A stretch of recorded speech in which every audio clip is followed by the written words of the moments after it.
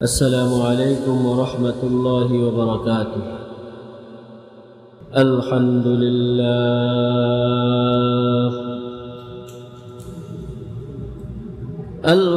لله وكفى وسلام على عباده الذين اصطفى. أما بعد فأعوذ بالله من الشيطان الرجيم.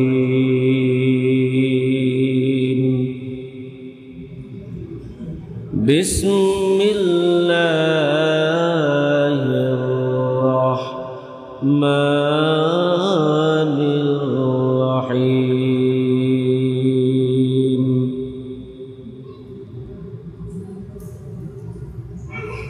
هو الذي أرسل رسوله بالهدى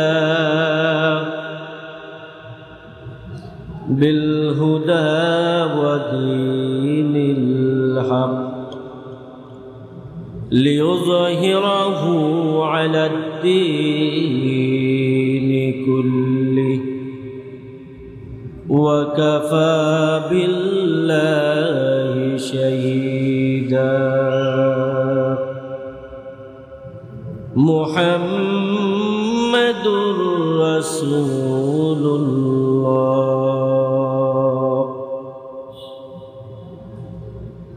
صدق الله المولانا العظيم وصدق رسوله النبي الكريم.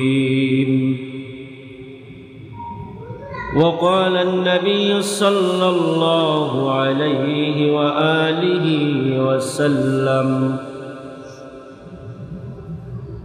من أحب سنتي فقد أحبني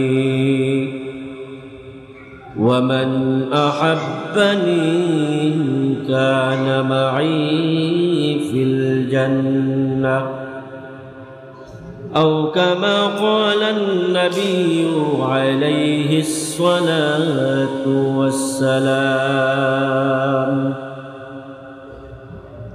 إن الله وملائكته يصلون على النبي يا أيها الذين آمنوا صلوا عليه وسلموا تسليما. اللهم صل على محمد وعلى آل محمد كما صليت على إبراهيم وعلى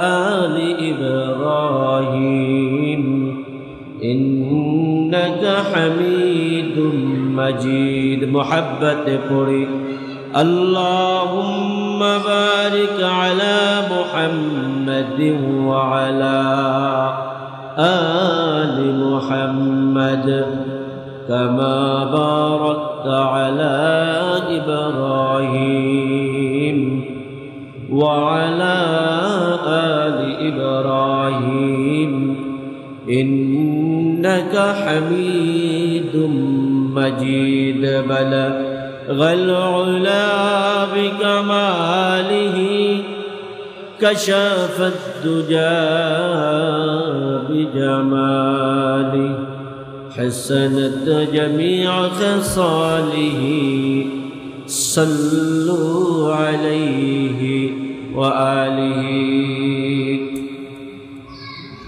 दिन के सूरत डूब रही है हम लोगों की सामने, दिन के सूरत डूब रही है हम लोगों की सामने। रोज महशर का जवाब है मुस्तफा की सामने।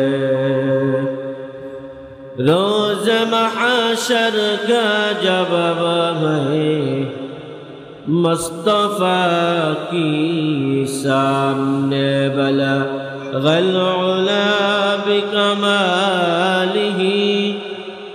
कशफत तुजा बिजमालिही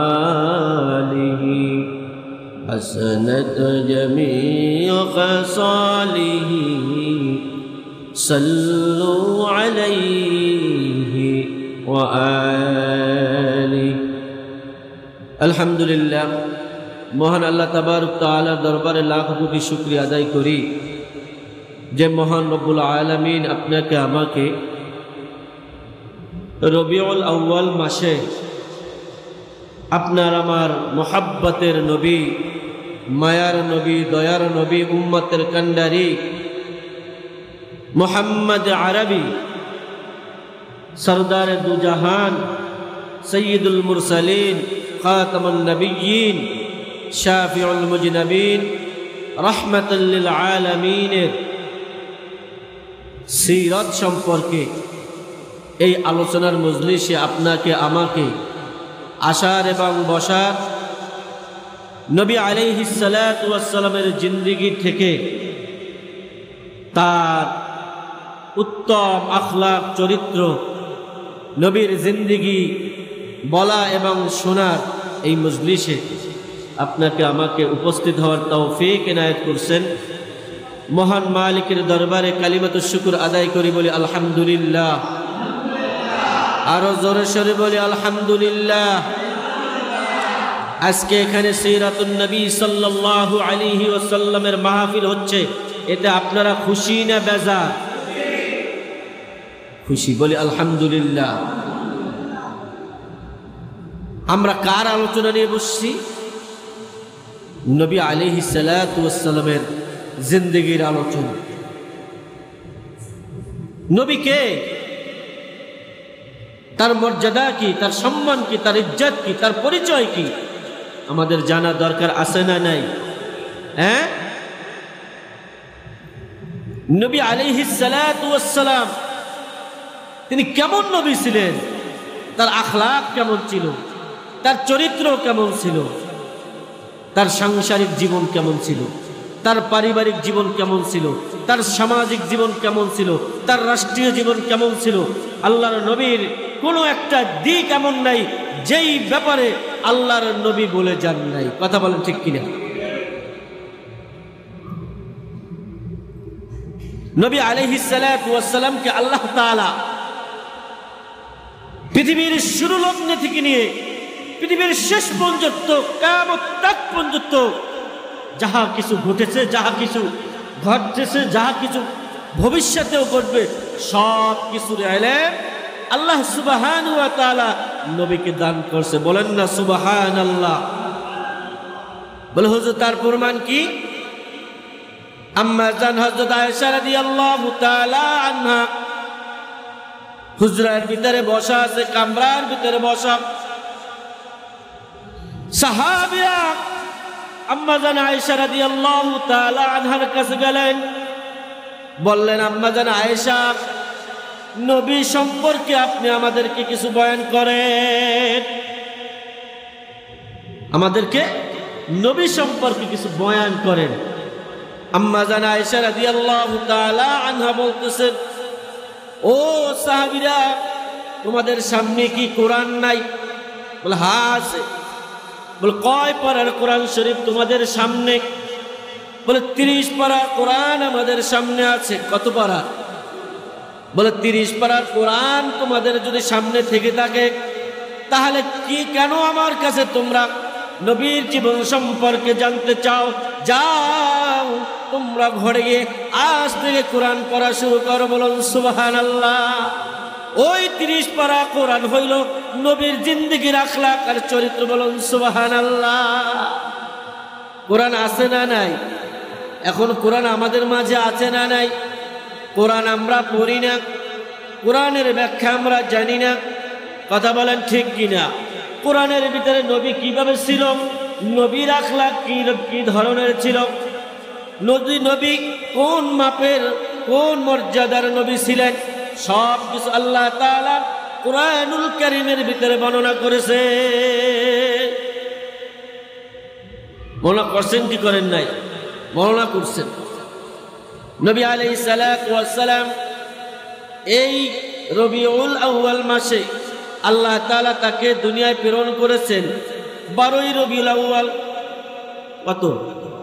12ই রবিউল আউয়াল সুবহে সাদেকের সময় আল্লাহ পাক রব্বুল আলামিন তার সব থেকে আদরের নবী, মায়ার নবী, মুহাব্বতের নবীকে দুনিয়ায় প্রেরণ করবেন 12ই রবিউল আউয়াল মাস সোমবার দিন সুবহে সাদেকের সময়। আমার রাসূল মা আমেনার গর্ভে, মা আমেনার গর্ভের ভিতরে আছেন। আম্মা জান হযরত আমেনা রাদিয়াল্লাহু তাআলা আনহা রাত্রেবেলা ঘুমিয়ে আছেন। হঠাৎ করে অন্ধকার কামরা, আল্লাহ পাক রব্বুল আলামিন আসমান থেকে একটা প্রাণী পাঠিয়ে দিয়েছেন। হযরত আমেনা রাদিয়াল্লাহু তাআলা আনহা বর্ণনা করেন, আমি ঘুমিয়ে আছি, হুজরার ভিতরে কামরার ভিতরে আমি অবস্থান করতেছি।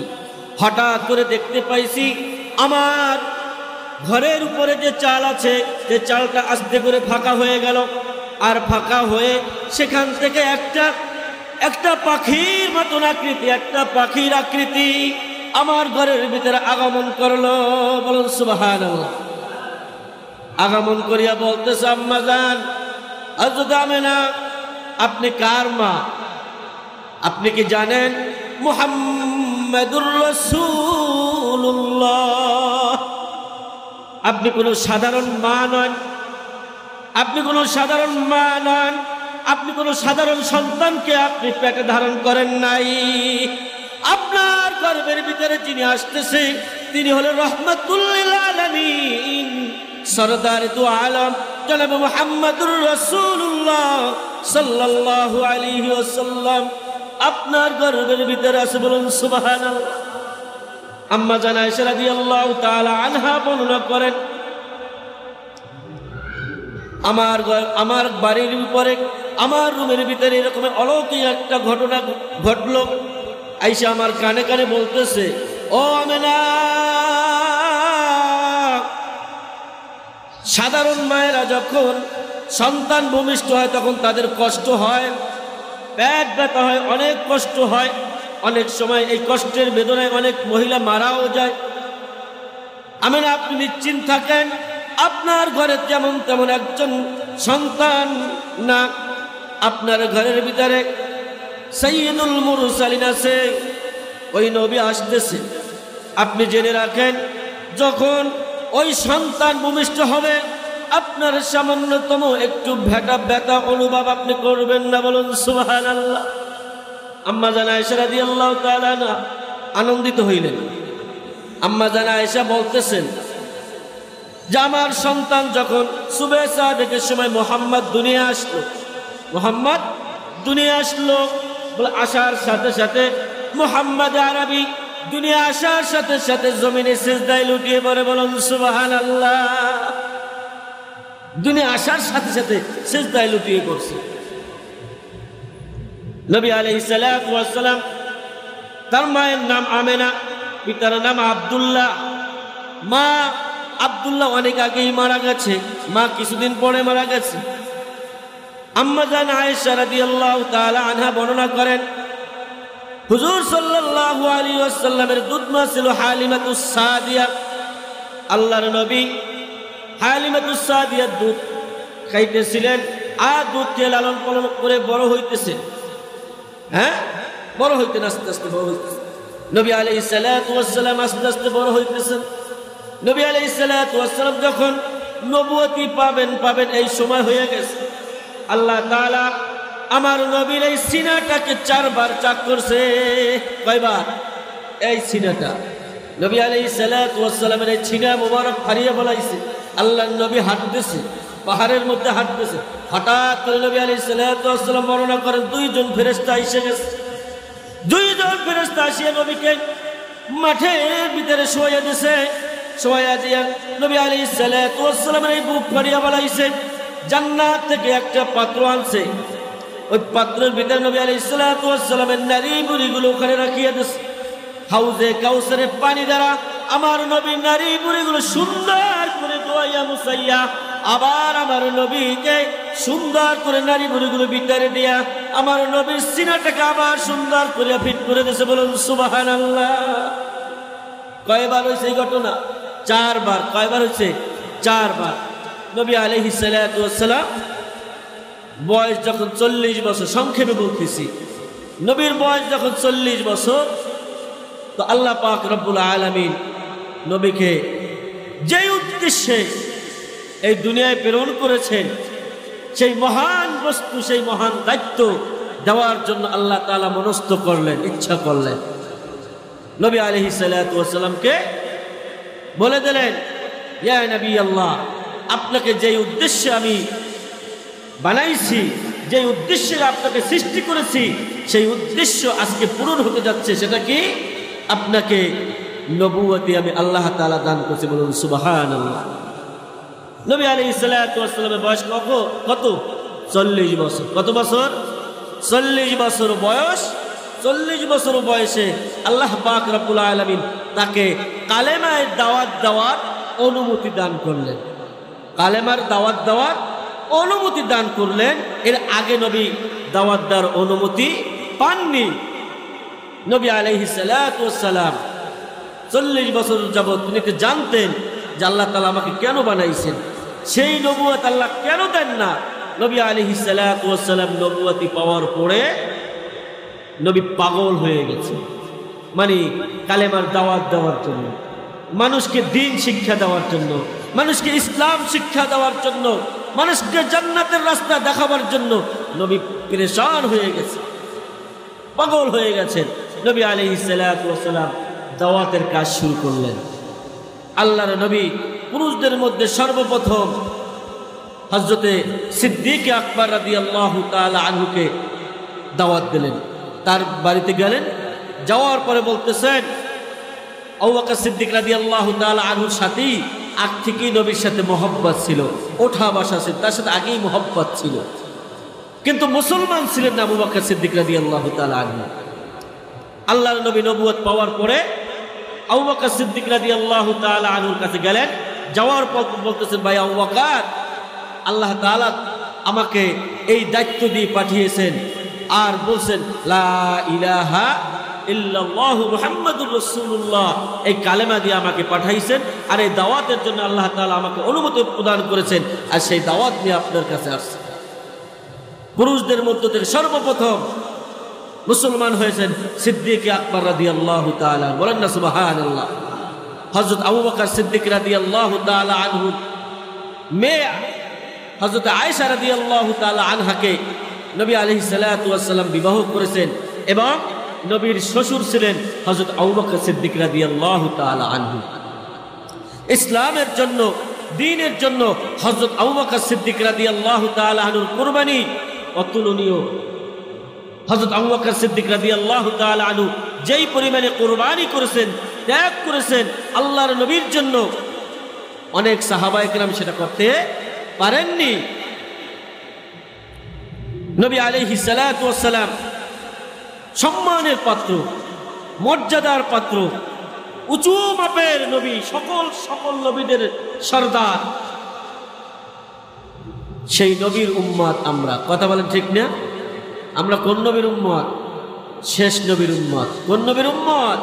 শেষ নবীর উম্মত। নবীর মর্যাদা কি, নবীর সম্মান কি আপনি আমি না দিলে কি হবে? আমার আল্লাহ তাআলা আমার নবীকে সম্মান দিয়েছে। বলেন না সুবহানাল্লাহ। ইন্নাল্লাহা ওয়া মালাইকাতাহু ইউসাল্লুনা আলান নবী, ইন্নাল্লাহা ওয়া মালাইকাতাহু ইউসাল্লুনা আলান নবী, ইয়া আইয়ুহাল্লাযীনা আমানু সাল্লু আলাইহি ওয়া সাল্লিমু তাসলিমা। আল্লাহ পাক বলতেছেন, আমি নিজে আমার দোস্তের উপরে দুরূদ পড়ি, আর আমার সমস্ত ফেরেশতারা আমার দোস্তের উপরে দুরূদ পাঠ করে। সুতরাং ওয়াসাল্লিমু তাসলিমা, সাল্লু আলাইহি, হে দুনিয়ার উম্মতেরা তোমরাও দুরূদ পাঠ করো, তোমরাও আমি আমার নবীর উপরে দুরূদ পাঠ করো। ওয়াসাল্লিমু তাসলিমা, ইয়া আইয়ুহাল্লাযীনা আমানু সাল্লু আলাইহি ওয়াসাল্লিমু তাসলিমা। যারা ঈমান আনছো আমি আল্লাহ তাআলার উপরে, তোমরা জেনে রাখো আমি আল্লাহ আমার দোস্তের উপরে দুরূদ ও সালাম পেশ করি, আর আমার ফেরেশতারাও আমার দোস্তের উপরে দুরূদ ও সালাম পেশ করে। সুতরাং তোমরা যারা আমার উপরে ঈমান আনছো তোমরাও আমার প্রেরিত দোস্ত হাবিবের উপরে দুরূদ ও সালাম পেশ করো। বলেন না সুবহানাল্লাহ। দুরূদ ও সালাম পেশ করা দরকার আছে না নাই? হ্যাঁ, নবীর প্রতি মহব্বত আর ভালোবাসা থাকা দরকার আছে না নাই? মহব্বত আর ভালোবাসা থাকলে কিন্তু সেখানে অনেক কথা হয়। কথা বলেন ঠিক না? অনেক কথা হয়, মহব্বতে অনেক কথা হয়, কিন্তু আমরা তো নবীর সাথে মহব্বত তৈরি করতে পারি নাই। পারছি? বলেন। নবীকে ইজ্জত দিতে জানি না, নবীকে সম্মান দিতে জানি না। নবীর প্রতি মহব্বত আর ভালোবাসা আমাদের অন্তরের ভিতরে একেবারে কিঞ্চিত। নবীর প্রতি মহব্বত থাকতে হইবে কেমন? قال النبي صلى الله عليه وآله وسلم لا يؤمن أحدكم حتى أكون أحب إليه من والده وولده والناس أجمعين। নবীকে মহব্বত করতে হইবে ছেলের থেকেও বেশি, মেয়ের থেকেও বেশি, স্ত্রীর থেকেও বেশি, আহাল পরিবার পরিজন থেকেও বেশি। সব থেকে বেশি মহব্বত কার জন্য হওয়া দরকার? নবীর জন্য। কথা বলেন ঠিক? যতক্ষণ পর্যন্ত না নবীর প্রতি মহব্বত আর ভালোবাসা পরিপূর্ণ সৃষ্টি করতে না পারবো ততক্ষণ পর্যন্ত কামেল ঈমানদার মুমিন হতে পারবো। নবীকে মহব্বত করতে হবে, ভালোবাসতে হবে। নবী আলাইহিস সালাতু ওয়াস সালাম আমাদের শ্রেষ্ঠ একজন নবী, দয়ার নবী, মায়ার নবী, মহব্বতের নবী। নবী আলাইহিস সালাতু ওয়াস সালাম রাস্তা দিয়ে হাঁটতেছেন, সেই রাস্তা দিয়ে যে রাস্তা দিয়ে নবী হাঁটতেন সেই রাস্তায় 40 দিন যাবত সেই রাস্তায় সুঘ্রাণ থাকতো। বলেন না সুবহানাল্লাহ। নবী আলাইহিস সালাতু ওয়াস সালাম রাস্তা দিয়ে হাঁটতেন, আল্লাহ পাক রব্বুল আলামিন আকাশের মেঘকে আদেশ করছেন, হে মেঘ আমার দোস্ত হাবিব হাঁটতেছে আর রৌদ্রের তাপ আমার দোস্তের গায়ে লাগবে, এটা কোশ্চিনকালে হতে পারে না। আল্লাহ পাক রব্বুল আলামিন মেঘকে আদেশ করলেন যে আমার দোস্ত যখন হাঁটবে তখন তার মাথার উপরে তুমি চলবা, আমার দোস্তের শরীরে যেন রৌদ্রের তাপ না লাগে। বলেন না সুবহানাল্লাহ। নবীর মর্যাদা কেমন! নবী আলাইহিস সালাতু ওয়াস সালামকে আল্লাহ পাক রব্বুল আলামিন এত সম্মানিত করেছেন, এত উঁচু মানের করে আল্লাহ তাআলা নবীকে সৃষ্টি করেছেন। আদম আলাইহিস সালাতু ওয়াস সালাম যখন জান্নাতে গেলেন, জান্নাতে যাওয়ার পরে দেখতেছে জান্নাতের গেটের উপরে লেখা আছে লা ইলাহা ইল্লাল্লাহু মুহাম্মাদুর রাসূলুল্লাহ। আদম আলাইহিস সালাম আশ্চর্য হয়ে গেছে, মুহাম্মদ কি আবার? আদম আলাইহিস সালাতু ওয়াস সালাম আল্লাহ তাআলার কাছে জিজ্ঞাসা করতেছেন, ইয়া আল্লাহ, এই যে লা ইলাহা ইল্লাল্লাহ দেখা যায় আর এর সাথে আরেকটা নাম দেখা যায়, তাকে তো আমি কোনোদিন দেখি নাই, তাকে তো আমি তার সাথে তো আমার সাথে কোনোদিন সাক্ষাৎ হয় নাই, ইনি আবার কে? আল্লাহ পাক রব্বুল আলামিন বলতেছে, হে আদম, ইনি হলেন সেই ব্যক্তি যাকে না বানাইলে আজকে তুমি প্রশ্ন করতে পারতা না। বলেন না সুবহানাল্লাহ। বলে শেখ তিনি কে? তিনি হলেন মুহাম্মাদুর রাসূলুল্লাহ সাল্লাল্লাহু আলাইহি ওয়াসাল্লাম। সর্বপ্রথম নবী হইলা তুমি, আর সর্বপ্রথম নবুয়তের দরজা তালা, নবুয়তের খতম, অর্থাৎ নবী আর আসবেন না, নবুয়ত শেষ করব, তাকে দিয়ে তার নাম হইল রাহমাতুল লিল আলামিন জনাবে মুহাম্মাদুর রাসূলুল্লাহ সাল্লাল্লাহু আলাইহি ওয়াসাল্লামকে দিয়ে নবুয়তের তালা দিয়ে দেওয়া হবে, নবুয়তের দরজা বন্ধ করা হবে, তারপর আর কোনো নবী আসবে না। বলেন না সুবহানাল্লাহ। আমার নবীর পরে আর আজ পর্যন্ত 1450 বছর হয়ে গেছে, আর কোন নবী আসছে? কথা বলে আসছে? যারা দাবি করছে তারা হলো ভণ্ড। তারা কি বলেন? ভণ্ড, প্রতারক। নবীর পরে আর কোন নবী আসবে না, তাহলে নবীও তো আমরা পাবো না, নবীকেও তো আমরা পাবো না।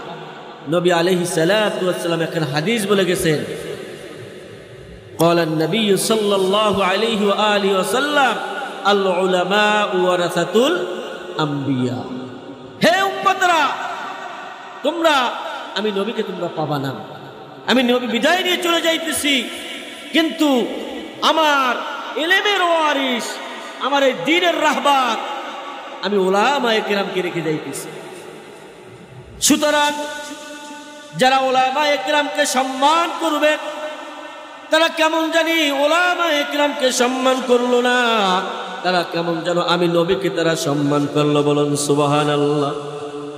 এক হাদিসের ভিতরে আসছে, নবী আলাইহিস সালাতু ওয়াস সালাম বলতেছেন, আমি নবী থাকবো না, শেষ জমানায় যারা উলামায়ে কেরামকে মুহাব্বত করবে, তারা কেমন যেন আমি রাসূলকে মুহাব্বত করলো। বলুন সুবহানাল্লাহ। হাদিসের ভিতরে আসছে, আমি নবী থাকবো না, আমি নবীর মজলিস কায়েম করিয়া যেই সকল হক্কানি উলামায়ে কেরাম বয়ান করবে, কোরআন এবং হাদিসের আলোচনা করবে, কোরআন এবং হাদিসের দাওয়াত দিবে, দ্বীনের দাওয়াত দিবে, তাদের সামনে যারা বসবে, হয়তো তারা নবী পায় নাই, কিন্তু তারা ওই আল্লাহ পাক রব্বুল আলামিন তাদেরকে নবুয়তের যেই স্বাদ আর মজা আল্লাহ তাআলা উম্মতকে দান করবে। বলুন সুবহানাল্লাহ। উলামায়ে কেরাম হলো উম্মতের ওয়ারিস।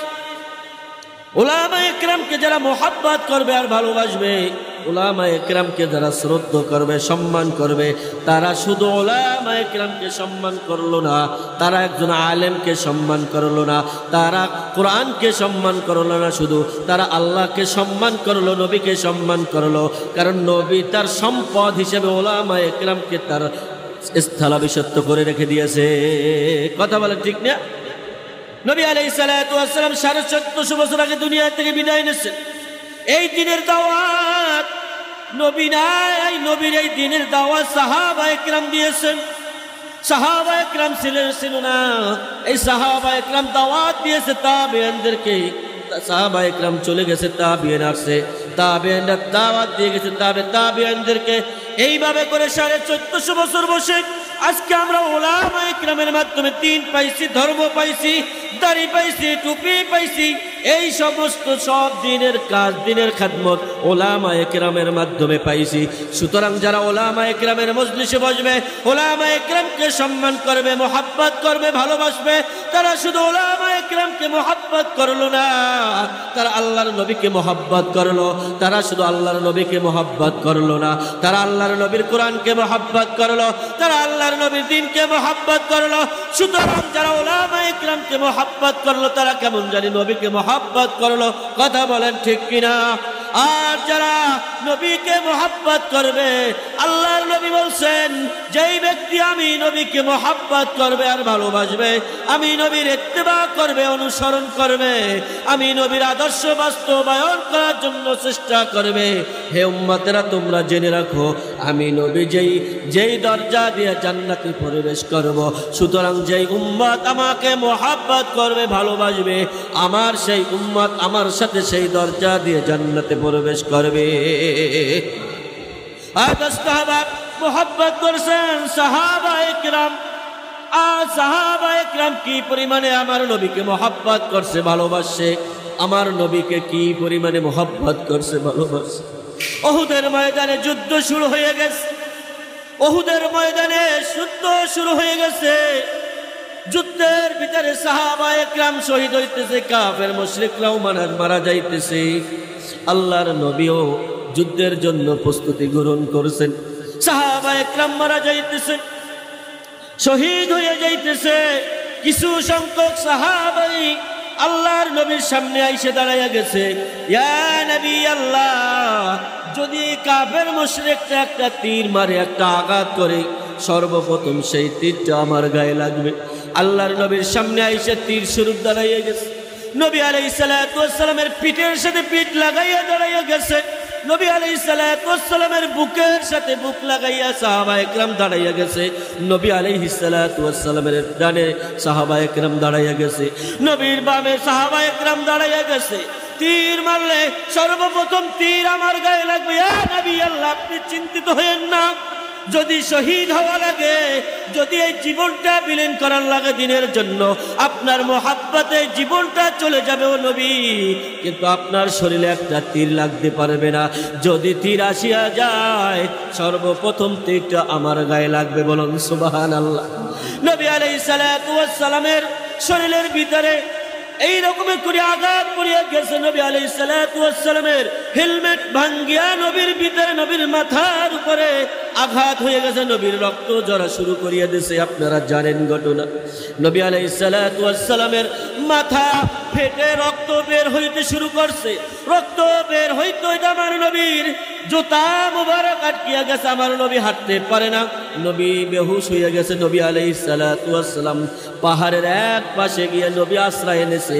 আল্লাহ পাক রব্বুল আলামিন জিবরাইলকে পাঠিয়ে দিয়েছে, যাও জিবরাইল, তাড়াতাড়ি যাও, আমার দোস্তের কাছে গিয়া বলো, আমার দোস্তে যদি এখন অনুমতি দেয়, আমি ওই আরবের এই জমিনটাকে উল্টাইয়া দেব। আমার দোস্তের কাছে গিয়া বলো, যাও। ও জিবরাইল যাও। জিবরাইল আলাইহিস সালাতু ওয়াস সালাম নবীর কাছে আসলেন। ইয়া নবী আল্লাহ, আল্লাহ তাআলা আমাকে পাঠাইয়া দিয়েছে, আপনি শুধু অনুমতি দেন, এই আরবের এই জমিনটা উল্টাইয়া দিই। এই কাফের মুশরিকরা আপনাকে আঘাত করেছে, আল্লাহ তাআলা সহ্য করতে পারে নাই, আপনি একটু শুধুমাত্র অনুমতি দেন, এই আরবের এই জমিনটা উল্টাইয়া দিই। নবী আলাইহিস সালাতু ওয়াস সালাম চোখের পানি ছেড়ে দিয়ে বলতেছে, ভাই জিবরাইল, আল্লাহ তাআলা আমাকে পাঠাইছে দিনে দাওয়াত দেওয়ার জন্য। আজকে এই দিনে দাওয়াত দেওয়ার জন্য রক্ত আমার শরীর থেকে জুড়তেছে। আজকে দিনে দাওয়াত দেওয়ার জন্য কাফের মুশরিকরা আমাকে অপমানিত করতেছে। দিনে দাওয়াত দেওয়ার জন্য কাফের মুশরিকরা আমার গায়ে পাথর নিক্ষেপ করতেছে। দিনের দাওয়াত দেওয়ার জন্য কাফের মুশরিকের সন্তানেরা আমাকে পাগল বলতেছে। এই দিনে দাওয়াত দেওয়ার জন্য কাফের মুশরিকরা আমার গায়ে থুতু নিক্ষেপ করতেছে। ও ভাই জিবরাইল, তুমি আল্লাহর কাছে গিয়া বলো, যদি আজকে আমি অনুমতি দেই, আমি এই কালেমার দাওয়াত কাদের কাছে দিব? আমার নবী বরদোয়া করে নাই, উম্মতের মায়ায় আমার নবী বরদোয়া করে নাই, উম্মতের মায়ায় আমার নবী বরদোয়া করে নাই। নবী আলাইহিস সালাতু ওয়াস সালাম উম্মতকে মোহাব্বত করছে, ভালোবাসছে। দোস্ত আহবাব, নবী আলাইহিস সালাতু ওয়াস সালামকে কি পরিমাণে কাফের মুশরিকরা কষ্ট দিছে। নবী আলাইহিস সালাতু ওয়াস সালাম মসজিদে নামাজ আদায় করতেছে, ওই মুহূর্তে কাফের মুশরিক আবু জাহেল, উতবা, সাইবা, মুনাফিকরা আমার নবীকে কষ্ট দেওয়ার জন্য কিছুদিন আগে একটা এই রকমের করিয়া প্রাণী দুম্বা উট জবাই করা হয়েছে। সেই দুম্বা উটের, সেই প্রাণীর পচা নারী বুড়িগুলো আমার নবী যখন সিজদায় চলে গেছে, কাফের মুশরিকরা আমার নবীকে কষ্ট দেওয়ার জন্য সেই পচা নারী বুড়িগুলো আমার নবীর মাথার উপরে আইসা পিঠির উপরে উঠে চাপাইয়া দিয়েছে। আমার নবী মাথা উঠাইতে পারে না, আমার নবী সিজদায় পড়িয়া আছে। মসজিদ থেকে আওয়াজ গেছে, ফাতেমা, তোমার আব্বার সাথে আচরণ করা হয়েছে। সাহাবায়ে কিরাম হযরতে ফাতেমা রাদিয়াল্লাহু তাআলা আনহা মসজিদের ভিতরে প্রবেশ করিয়া নবী আলাইহিস সালাতু ওয়াস সালামের শরীরের যে পচা নারী বুড়িগুলো দিয়েছে, সেটা ফাতেমা রাদিয়াল্লাহু তাআলা আনহা সরাইয়া বলেছে। ও দোস্ত আহবাব, আজকে দিনের জন্য আমরা সামান্য পরিমাণ কুরবানি করতে পারি না, দিনের জন্য কষ্ট মুজাহাদা করতে পারি না, ইসলামের জন্য আপনি আমি একটু সময় দিতে পারি না। কিন্তু নবী আলাইহিস সালাতু ওয়াস সালাম আপনার আমার জন্য এত কষ্ট করে দিন রেখে গেছে। আজকে এই দিন আপনার আমার থেকে বিদায়। আজকে ঘরের ভিতরে নবীর মোহাব্বতের আলোচনা নাই, নবীর ইশক নাই, নবীর মোহাব্বত ঘরের ভিতরে নাই, নবীর মোহাব্বত আজকে সমাজে নাই, নবীর আদর্শ আজকে কোথাও নাই রাষ্ট্রীয়ভাবে। কথা বলেন ঠিক কিনা? ও মুস্তাবাব, কিয়ামতের ময়দানে আল্লাহর নবী হাউজে কাউসারের পানি নিয়া উম্মাত তৃষ্ণার্ত হইয়া যাইবে, এই জমিনটা তামা হইয়া যাইবে, পানির জন্য উম্মাত পাগল হইয়া যাইবে। আমার নবী হাউজে কাউসারের পানি নিয়ে জান্নাতের কিনারায় দাঁড়াইয়া থাকবে, পিপাসিত উম্মাতদেরকে হাউজে কাউসারের পানি পান করাইবে। আর উম্মাত আসবে আমার নবীর হাতে হাউজে কাউসারের পানি পান করবে, তৃষ্ণা নিবারণ হইয়া যাইবে, জান্নাতে প্রবেশ করবে। বলেন না সুবহানাল্লাহ। আমভাবে আমার নবী হাউজে কাউসারের পানি পান করাইতে থাকবে, আমভাবে উম্মত হাউজে কাউসারের পানি পান করবে আর জান্নাতের ভিতরে প্রবেশ করবে। হঠাৎ করে নবীর সামনে কিছু সংখ্যক উম্মতের সামনে একটা পর্দা পড়ে যাবে, কালো পর্দা পড়ে যাবে, দেয়াল হয়ে যাবে, নবীর সাথে আর সাক্ষাৎ হবে না। কিছু উম্মতের সামনে দেয়াল পড়ে যাবে, অন্ধকার হয়ে যাবে, আর নবীর সাথে সাক্ষাৎ হবে না, নবীর সাথে আর মোলাকাত হবে না, নবীর দিদার আর ওই উম্মত করতে পারবে না। যেই উম্মত এই দুনিয়াতে বসিয়া নবীর সাথে মোহাব্বত তৈয়ার করবে না, এই দুনিয়াতে বসে নবীর ইত্তেবা করবে না, নবীর প্রেমের ভিতরে হাবুডুবু খাবে না, নবীর সাথে তাল্লুক সম্পর্ক করবে না, ওই সমস্ত উম্মত কিয়ামতের ময়দানে আল্লাহর নবীর শাফাত পাবে না। বলুন, কথা বলেন ঠিক কিনা? শাফাত পাইতে হলে নবীর মোহাব্বত দরকার আছে না নাই? কি পরিমাণে মোহাব্বত বললে হাজারো ঘটনা বলা যাবে। মোহাব্বতের চূড়ান্ত পর্যায়ে নবীকে মোহাব্বত করতে হবে, চূড়ান্ত পর্যায়ে আমার নবীকে ভালোবাসতে হবে, চূড়ান্ত পর্যায়ে নবীর আদর্শ বাস্তবায়নের জন্য চেষ্টা করতে হবে। কিন্তু আপনি আমি কিন্তু চূড়ান্ত পর্যায়ে তো দূরের কথা, নবীকে 100 ভাগের 1 ভাগও কিন্তু আপনি আমি মোহাব্বত করি না। বলি বলে যার ভিতরে নবীর মোহাব্বত আছে, ভালোবাসা আছে, তার ঘরের মেয়ের বিবাহিত গান চলতে পারে না। কথা বলে ঠিক কিনা? যার ভিতরে নবীর আদর্শ আছে, তার ছেলের বিবাহে গান বাজনা হইতে পারে না। যার ভিতরে নবীর মোহাব্বত আর ভালোবাসা আছে, তার মেয়ের বিবাহে কিন্তু গায়ে হলুদের অনুষ্ঠান হতে পারে না। পারে? যার ভিতরে নবীর মোহাব্বত আর আদর্শ আছে, সে কশিনকালেও গায়ে হলুদের অনুষ্ঠান করতে পারে না। গায়ে হলুদ আবার কি জিনিস, কোন দেশের হালুয়া, আজ পর্যন্ত আমরা কোনো কিতাবে পাইলাম না গায়ে হলুদ আবার কি। 10-12টা মেয়েকে উলঙ্গ করে তাদেরকে কিছু অল্প অল্প কাপড় পরাইয়া পাঠাইয়ে দেয়। কোথায় পাঠাইয়ে দেয়? আবার সেই বাড়ি থেকে কিছু আবার মহিলারা ওই বাড়িতে চলে আসে। এই যে গান বাজনা, এগুলো কি নবীর আদর্শ? এগুলো তো নবীর আদর্শ না, এগুলো হলো পশ্চিমা আদর্শ। কিসের আদর্শ?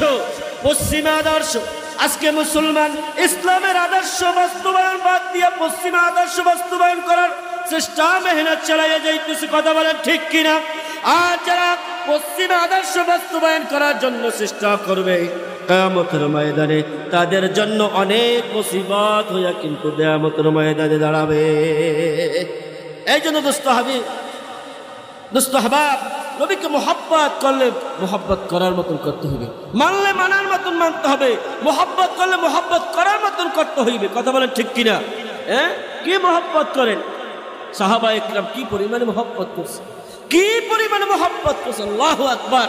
আবু বকর সিদ্দিক রাদিয়াল্লাহু তাআলা আনহু বলছে হিজরতের রাতে, ভাই আবু বকর, আমার হয়তো আল্লাহ তাআলা থেকে ইশারা পাইছি মক্কা থেকে মদিনা হিজরত করে যাওয়া লাগতে পারে।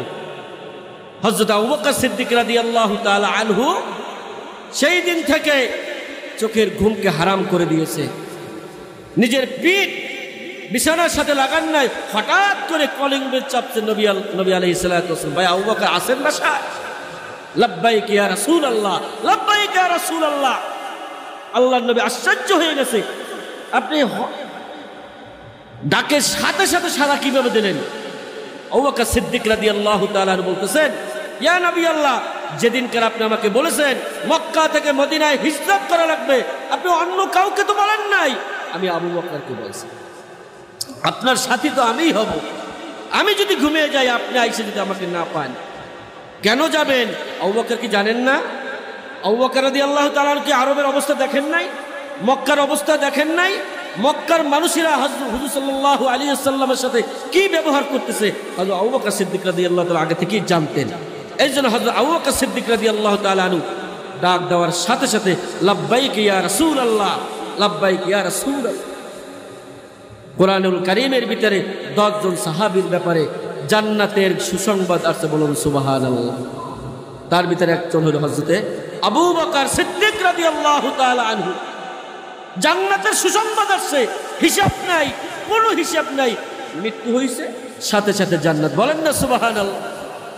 হযরতে আবু বকর সিদ্দিক রাদিয়াল্লাহু তাআলা আনহু হযরতে ওমর রাদিয়াল্লাহু তাআলা আনহু, হযরত আলী রাদিয়াল্লাহু তাআলা আনহু, হযরত ওসমান রাদিয়াল্লাহু তাআলা আনহু সহ 10 জন সাহাবীর ব্যাপারে আল্লাহ পাক রব্বুল আলামিন কোরআনুল কারীমের আয়াত নাযিল করেছে রাদিয়াল্লাহু আনহুম ওয়া রাদু আন। বলেন না সুবহানাল্লাহ। রাদিয়াল্লাহু আনহুম ওয়া রাদু আন। আপনাদের উপরে আপনারা আমার উপরে রাজি খুশি হয়ে গেছেন, আর আমিও তোমাদের উপরে রাজি খুশি হয়ে গেছি। বলুন সুবহানাল্লাহ। 10 জন সাহাবীর ব্যাপারে আল্লাহ পাক রব্বুল আলামিন নাম ধরে ধরে 10 জন সাহাবীর ব্যাপারে বলা হয়েছে। এই 10 জন সাহাবীর কোনো হিসাব নাই, কোনো হিসাব নাই, বিনা হিসাবে জান্নাত। বলেন না সুবহানাল্লাহ। আমরা কি নবীর উম্মত না? কথা বলেন না কেন? আমরা কি শেষ নবীর উম্মত কিনা? হযরত আবু বকর উম্মত, আপনি আমি উম্মত। হ্যাঁ, হযরত আলী রাদিয়াল্লাহু তাআলা আনহু শেষ নবীর উম্মত, আপনি আমি উম্মত। হযরত আলী রাদিয়াল্লাহু তাআলা যে জান্নাতে যাইবে, আমরাও তো সেই জান্নাতে যাইতে চাই। কথা বলেন ঠিক কিনা? হযরত ওসমান রাদিয়াল্লাহু তাআলা আনহু যে জান্নাতে যাবে, আমরাও তো সেই জান্নাতে যাইতে চাই। কথা বলেন ঠিক কিনা? আল্লাহ তাআলার মানে ভান্ডারে কি মালের অভাব আছে বলেন? হ্যাঁ, তাহলে জান্নাতে গেলে জান্নাতের কামাই করা লাগবে। কি করা লাগবে? কুল ইন কুনতুম তুহিব্বুনাল্লাহ ফাত্তাবিউনি ইউহিব্বুকুমুল্লাহ ওয়া ইয়াগফির লাকুম যুনুবাকুম ওয়াল্লাহু গফুরুর রহিম। আল্লাহ নিজে বলছে, আমি আল্লাহকে ভালোবাসতে চাও, আমি আল্লাহর সাথে দিদার করতে চাও, আমি আল্লাহর মারিফত পেতে চাও, আমি আল্লাহর মোহাব্বত পেতে চাও? বলে হ্যাঁ চাই। তাহলে তোমাদের কাজ হলো ফাত্তাবিউনি ইউহিব্বুকুমুল্লাহ। তাহলে তোমরা কি করো? নবীকে মোহাব্বত করো, নবীকে অনুসরণ করো, নবীর ইত্তেবা করো, নবীর অনুসরণ করো, নবীর আদর্শ বাস্তবায়ন করার জন্য চেষ্টা করো। কথা বলেন ঠিক কিনা? যদি নবীকে মোহাব্বত করা হয়, ওয়া ইয়াগফির লাকুম যুনুবাকুম, যদি আপনি আমি নবীকে মোহাব্বত করতেই পারি, তো নবীর সাথে মোহাব্বত হয়ে গেল, আল্লাহর দিদার হয়ে গেল, নবীর মোহাব্বত আপনার আমার ভিতরে আইসে গেল। ওয়া ইয়াগফির লাকুম যুনুবাকুম। তৃতীয় নম্বর যে কাজ, যখন আল্লাহর মোহাব্বত, নবীর মোহাব্বত আপনার আমার ভিতরে এসে গেল, ওয়া ইয়াগফির লাকুম যুনুবাকুম। হে দুনিয়ার বান্দারা, তোমাদের সমস্ত গুনাহ আমি আল্লাহ তাআলা মাফ করে দিলাম। বলেন না সুবহানাল্লাহ। আল্লাহু গফুরুর রহিম। আল্লাহ তাআলা মাফ করতে পারে কি পারে না?